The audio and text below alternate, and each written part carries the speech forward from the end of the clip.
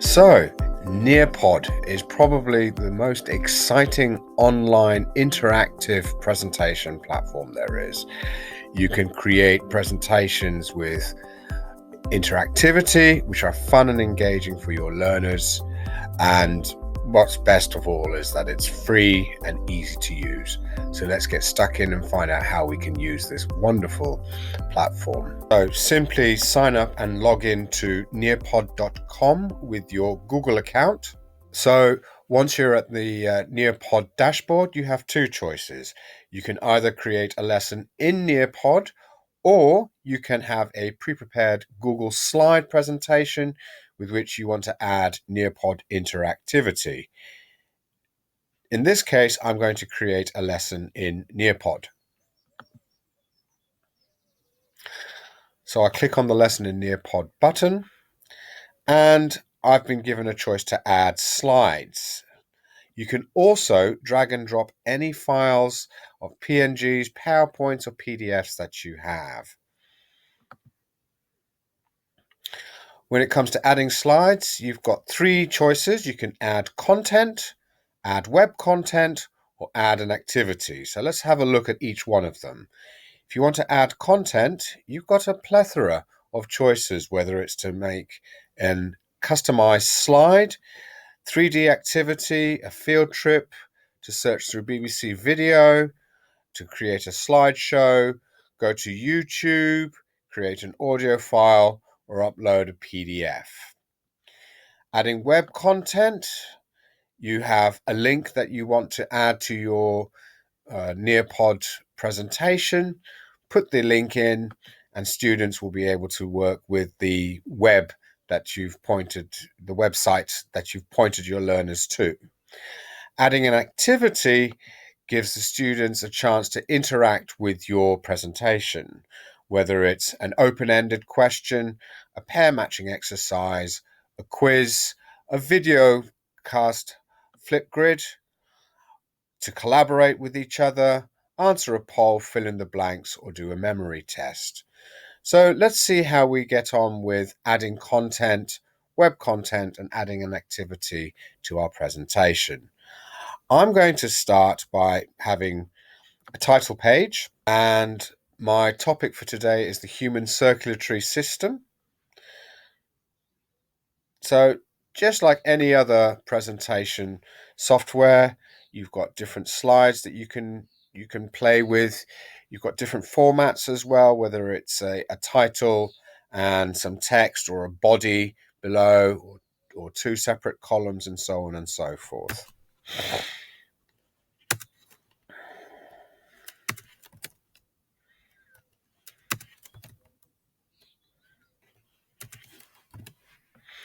So I'm going to add an image. I'm going to do an image search on Google. This will be a safe search, but also the images are copyright free.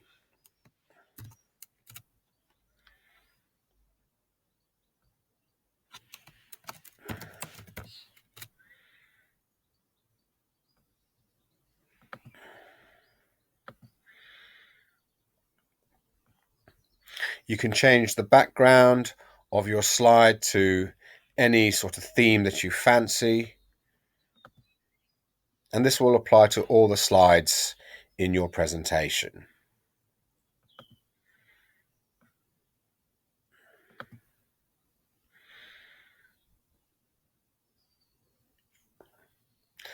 Now, I wanted to find out what my learners knew about the human circulatory system, so I'm going to ask them a poll question. So go to activity and ask a poll.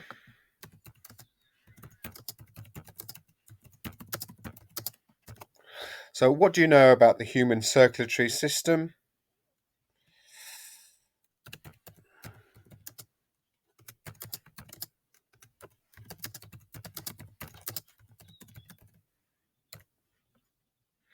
So I've answered with plenty, some of the topic, And I can add another answer if I want. I can add as many as I want, actually, but I'm only going to go for 3.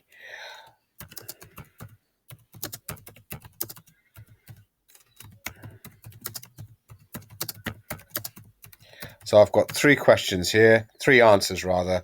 Plenty, I've done this before. Some of the topic, I don't know anything about this topic. And then I just click on save. I can also add media, video, or audio instructions if I want to. I can also add a timer.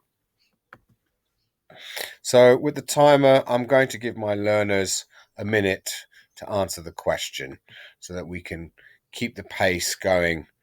Now, I wanted to add some content.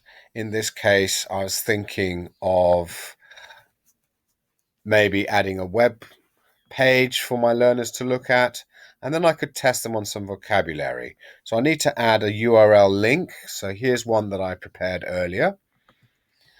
Simply copy, paste the link, and it will invite you to test the link to see that it works. So I know that when my learners press on the link button, this is what they'll see, an infographic of the human circulatory system and an explanation of the system itself. Click on save. And I'm going to do another activity now. In this case, I was thinking of maybe a vocabulary activity. And again, you can go back to finding images, putting in audio, putting in video. The world is really your oyster when it comes to adding content. So simply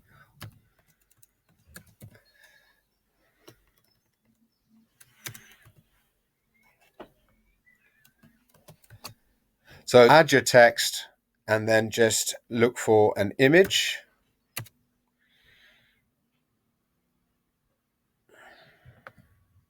You have to be careful to make sure that the image is under 3 megabytes, otherwise it won't upload.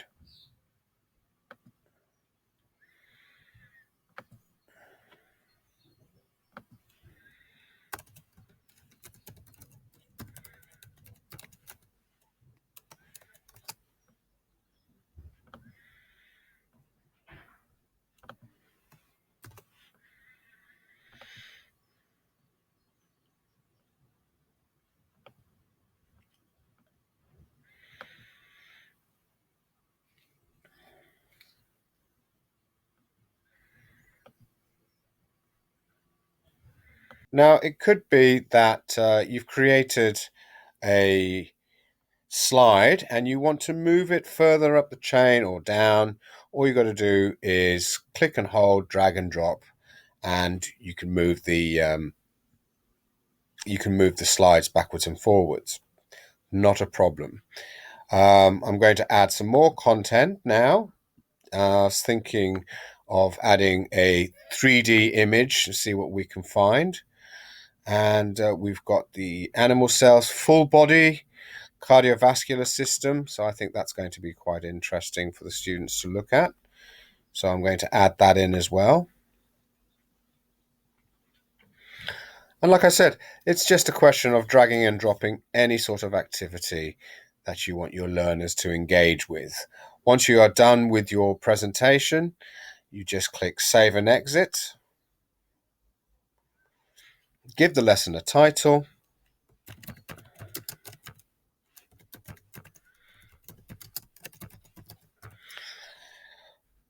Mention the grade that you're teaching at.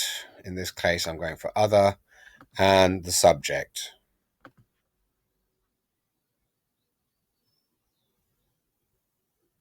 Now, to share your slide with your learners, all you have to do is click on Live Lesson, and it will come up with a code. Tell your students to go to nearpod.com, enter the code, and they will engage with your live session.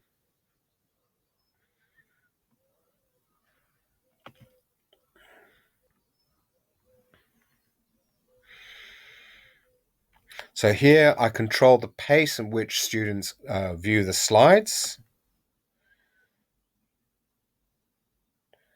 Here students are given the opportunity to do the pair matching exercise.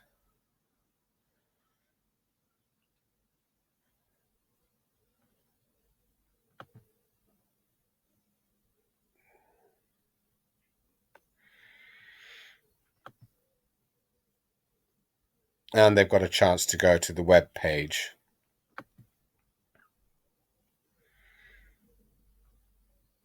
So as you can see, beauty about Nearpod as well is it works on any device, whether it's the student's mobile phone, tablet or laptop. So hopefully you've learned something from my Nearpod video and you're willing to give it a go yourself. If you have any queries, just contact me, Toby Doncaster, at t.doncaster@wlc.ac.uk. All the best, and I hope you enjoy using Nearpod.